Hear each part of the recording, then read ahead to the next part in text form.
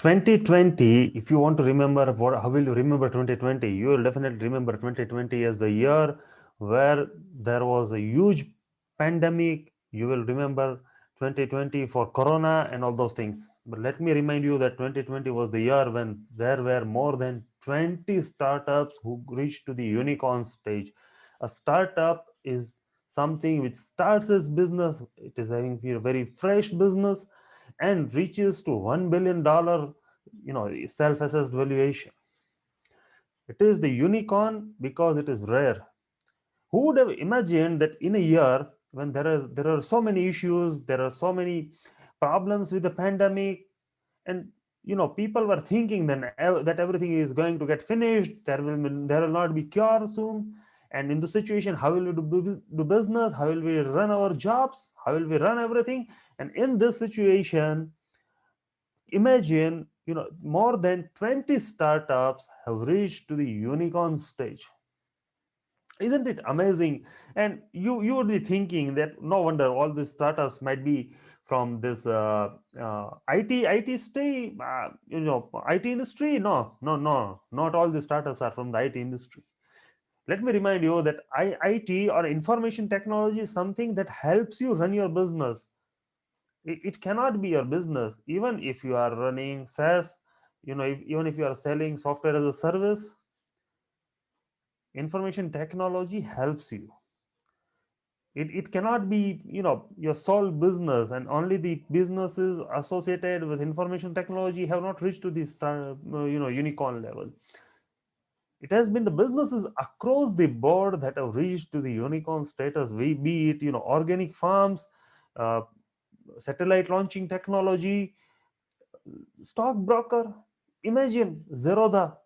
It has reached to a unicorn level, and it has become the largest stockbroking company.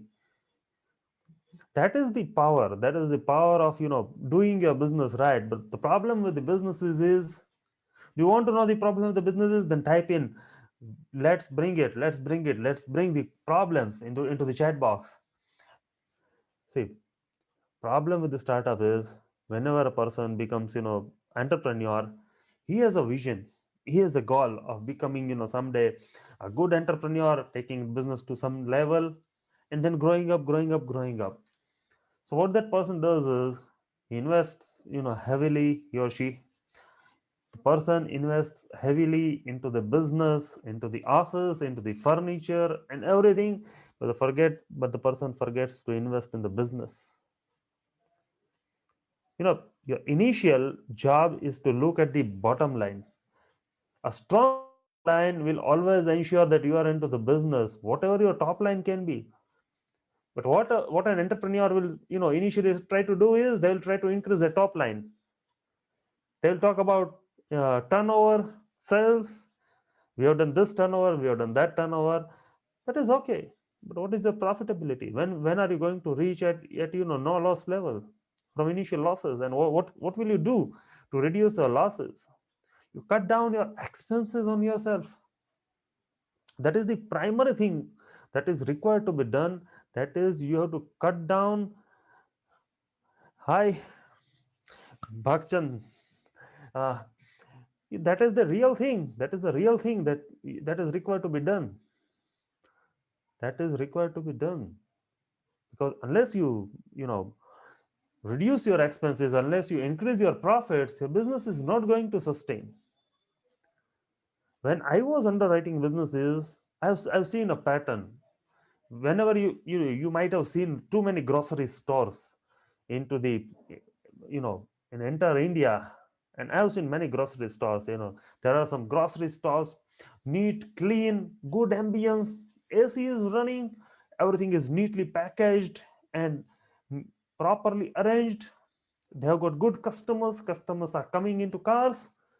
Even that staff talks in English. And there are two stores nearby. One store is such a fancy store with having daily turnover, daily sales of more than 30-40,000 rupees. Let us take it as a 40,000 rupees. So huge sale. And there was a small shop, uh, and a middle-aged man was sitting there and with his son, and they were running their operation. It was, you know, uh, Indian kind of shop where there were, bags of all the groceries were there. Some things were into the jars, and they were also running their operation. They were having some 25 30,000 rupees of daily sales. Let's take it to 25,000 rupees. So they were having, 25,000 rupees sales. The superstore was having 40,000, 50,000 rupees of sales. Let's take it double. When we went to underwrite boss the businesses, which business would you think is more profitable? Is better business? Not profit comes later. Which business is the better business according to, if you wanted to invest in the business, in which business you will invest? Definitely everybody would want to invest into the business more, which is earning more. Top line, people always talk about turnover. Actually, it is the profitability that matters. The business which was having 50,000 rupees daily sales was, selling packaged goods and all those things. So operating on very low margin, 10% margin. So profit would be 5,000 rupees a day, and on the other end, they were having some expenses or the staff, team, AC, electricity, 2,000 rupees. You deduct those expenses per day. He is left with just 3,000 rupees a day after investing so much, putting people to the work, whereas that small, shop which has just turnover of 25,000 rupees per day has a profit margin of 30%.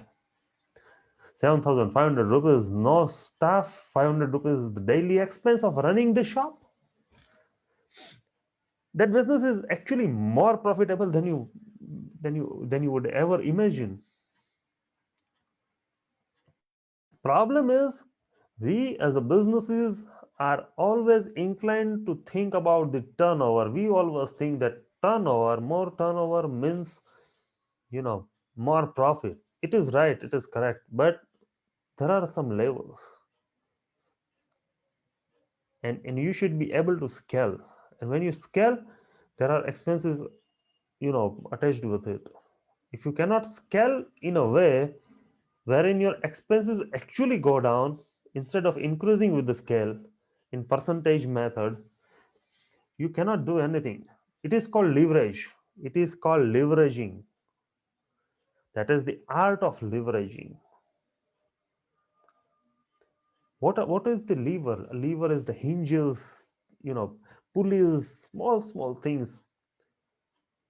But without those hinges, things do not work. Hinges, they cost uh, not more than 10 bucks on a window. Hinges do not cost more than 10 bucks, but 100,000 window is dependent on those 10 bucks. Those 10 bucks make it functional, make it operational. And that is the thing. That is the thing that makes it work.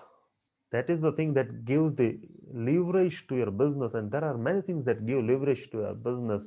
You will have to identify those things, and you will have to improve upon that. You will have to leverage upon those things.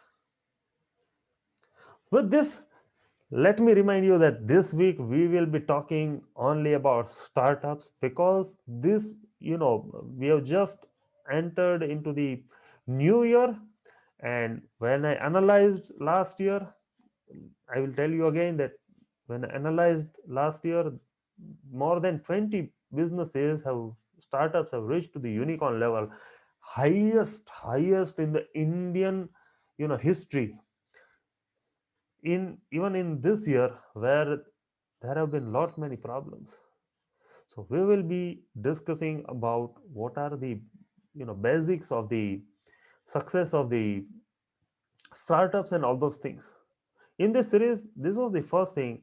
From tomorrow onwards, we will be discussing about the We'll be taking case studies of the startups one by one, and I will be decoding some, you know, some startups, how they succeeded, what were the things they did right, what went well for them, and you will have a hell lot of learning.